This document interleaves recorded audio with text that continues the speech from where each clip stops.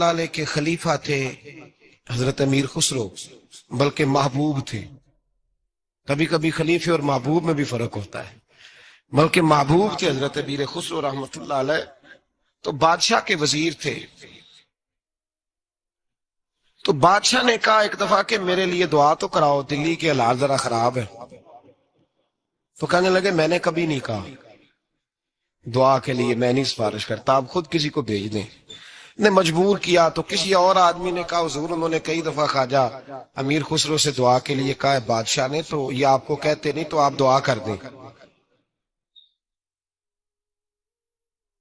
حضرت خواجہ نظام الدین صاحب کہنے لگے بادشاہ سے کہو میں نہیں تیرے لیے دعا کرتا، دعا کرانی ہے تو حضرت ابو علی قلندر کے پاس پانی پت جائے، وہ دعا کریں گے تو حالات صحیح ہو جائیں گے دلی کے.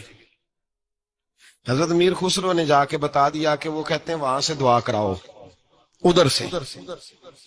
کہنے لگے پھر تو نہیں جانا ہے؟ تو حضرت امیر خسرو کہنے لگے جی مجھے کسی اور کا رستہ آتا ہی نہیں، میں نے نہیں جانا. کہنے لگے اگر میں حکم کرا دوں تو کہا حکم کا میں پابند ہوں. حکم ہو گیا حضرت خواجہ نظام الدین صاحب کی طرف سے کہ جاؤ پانی پت.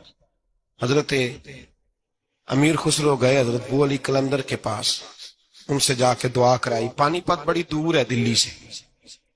دعا کرائی تو کہا بادشاہ سے کہنا حالات صحیح ہو جائیں گے، اور جب صحیح ہو جائے نا تو پھر میرے پاس آئے، صحیح ہو جائیں.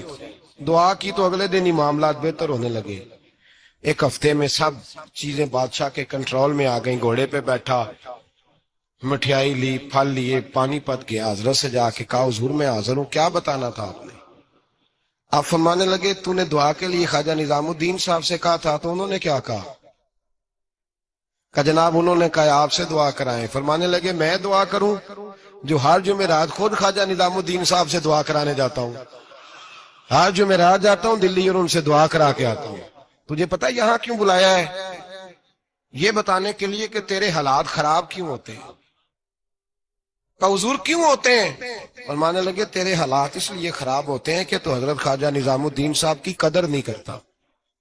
ان کی قدر شروع کر دے، میرا وعدہ ہے تیرے حالات صحیح ہو جائیں گے.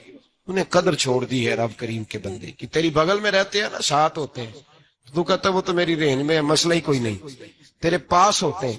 اور فرمایا انہوں نے وہ دعا کرتے تو اللہ تیرے پہ بڑا فضل کرتا. انہوں نے میرے پاس تجھے بھیجا ہی اس لیے تھا کہ تجھے ذرا قدر پتا چلے کہ اللہ والوں کی کوئی قدر بھی ہوتی ہے.